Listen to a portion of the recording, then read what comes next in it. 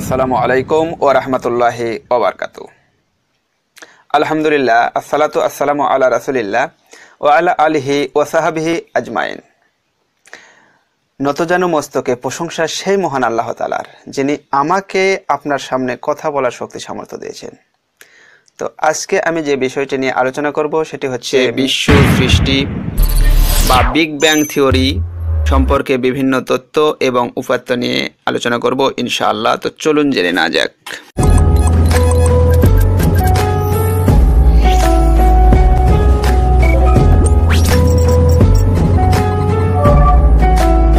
বিশ্ব ব্রহ্মাণ্ড সৃষ্টির পূর্বে এখানে কিছুই ছিল না, শুধু নিহারিকা পুঞ্জর মতো ছিল। এখানে মহান আল্লাহ তাআলা একটি বিরাট বিস্ফোরণ ঘটালেন এবং এই বিস্ফোরণের পর সৃষ্টি হলো বিভিন্ন ছায়াপথ, গ্যালাক্সি, নক্ষত্র, চন্দ্র, সূর্য ইত্যাদি। তো এ সকল কিছু 1400 বছর পূর্বেই কোরআন দাবি করেছিল, কিন্তু বিজ্ঞান এগুলো বিশ্বাস করতেছিল না। যখন 1990 সালের এডওয়েন হাবল টেলিস্কোপ আবিষ্কার করলেন এবং এটি স্পেস শাটলের মাধ্যমে যখন পৃথিবীর কক্ষপথে উৎক্ষেপণ করে দিলেন, তখন এর মাধ্যমে বিজ্ঞানীগণ যা দেখলেন তা দেখে তারা হতবাক হয়ে যাচ্ছিল যে সেই বিগ ব্যাং থিওরি অর্থাৎ মহাবিস্ফোরণের পর থেকে আজ পর্যন্ত এই বিশ্ব ব্রহ্মাণ্ড সম্প্রসারিত হতেই আছে খুব দ্রুত। আর এই সম্প্রসারণ কিভাবে হচ্ছে, তা হচ্ছে যে একটি গ্যালাক্সি থেকে আরেকটি গ্যালাক্সি সরে যাচ্ছে, এমনকি এই গ্যালাক্সির ভিতরের নক্ষত্র এবং তারকারাজিও একটি আরেকটির কাছ থেকে দূরে সরে যাচ্ছে এবং প্রতিনিয়তই এটি সম্প্রসারিত হচ্ছে। এ সম্পর্কে মহান আল্লাহ তাআলা পবিত্র কোরআন মাজিদের সূরা আম্বিয়ার 30 নম্বর আয়াতে বলেন যে কাফেরারা কি ভেবে দেখে না যে আকাশমণ্ডলী ও পৃথিবী একসাথে মিশেছিল, অতঃপর আমি উভয়কে পৃথক করে দিলাম। এটি কোরআন মাজিদে 1400 বছর পূর্বেই বলা হয়েছিল। আর যারা বিজ্ঞান জানেন তাদের কাছে বর্তমানে এই হাবল টেলিস্কোপ আবিষ্কারের পর এটা একটি মিরাকল মনে হচ্ছিল বা বিস্ময়কর একটি বিষয় তাদের কাছে মনে হচ্ছিল।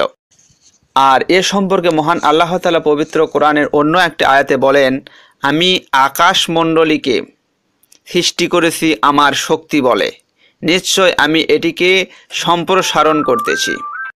সূরা যারিয়াত আয়াত নম্বর 47।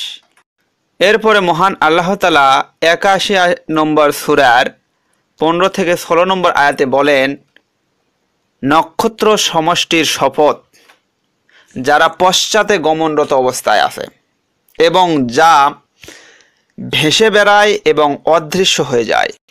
এইরকম যখন সম্প্রসারণ হচ্ছিল তখন বিজ্ঞানীরা অনুমান করছিল যে এই গ্যালাক্সিগুলো ও নক্ষত্রগুলো আর কখনোই একত্রিত হবে না, এগুলো সম্প্রসারণ হতেই থাকবে। তবে এ সকল কিছু বিশ্লেষণের পর বিজ্ঞানীগণ বর্তমানে এই বিগ ব্যাং থিওরি মহাবিস্ফোরণের বিপরীতে নতুন একটি তথ্য দিয়েছেন, আর তা হলো বিগ ক্রাঞ্চ বা মহাসংকোচনের সূচনা। সম্প্রতি বৈজ্ঞানিকগণ এই গবেষণার পর যে তথ্যটি দিয়েছেন বিগ ক্রাঞ্চ সম্পর্কে, তা হলো যে এই বিশ্ব ব্রহ্মাণ্ডের গ্যালাক্সিগুলো, নক্ষত্রগুলো সম্প্রসারণ হতে হতে এক সময় এগুলো আবার এর বিপরীতে অর্থাৎ মহাসংকোচন শুরু হবে এবং গ্যালাক্সির মাঝের জায়গাগুলো, শূন্য জায়গাগুলো সংকুচিত হতে শুরু করবে এবং নক্ষত্ররাজির মাঝে শূন্য জায়গাগুলো সংকুচিত হতে শুরু করবে। এই সংকুচিত হওয়াকে বিজ্ঞানীগণ নাম দিয়েছেন বিগ ক্রাঞ্চ বা মহাসংকোচন। অর্থাৎ এগুলো যেভাবে সম্প্রসারিত হচ্ছে এক সময় আবার সংকুচিত হতে শুরু করবে, এটা বিজ্ঞানীদের মত।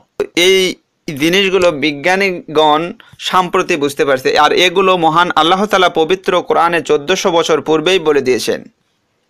যেমন সূরা আম্বিয়ার 104 নম্বর আয়াতে মহান আল্লাহ তাআলা বলেন, সেদিন আমি আকাশসমূহকে গুটিয়ে নেব যেমন গুটানি হয় লিখিত কাগজপত্র। যেভাবে আমি প্রথমবার সৃষ্টি করেছিলাম সেভাবে পুনরায় আবার সৃষ্টি করব। আমার ওয়াদা সুনিশ্চিত, আমাকে তা পূর্ণ করতেই হবে। এই গুটিয়ে নেওয়ার সাথে তুলনা করা যায় বিজ্ঞানীদের মত মহাবিশ্বের সংকোচনের ধারণাকে। যে কথাগুলো মহান আল্লাহ তাআলা 1400 বছর পূর্বেই পবিত্র কোরআনে বলে দিয়েছেন, সেই ধারণাগুলো বর্তমানে এসে বিজ্ঞানীগণ জানতে পারছে। তো আজকের মতো এ পর্যন্তই, আবার দেখা হবে অন্য কোনো সময় অন্য কোনো এপিসোডে। সে পর্যন্ত সবাই আল্লাহ তাআলা আপনাদেরকে শান্তিতে রাখুন, ভালো রাখুন। আসসালামু আলাইকুম ওয়া রাহমাতুল্লাহি ওয়া বারাকাতুহু।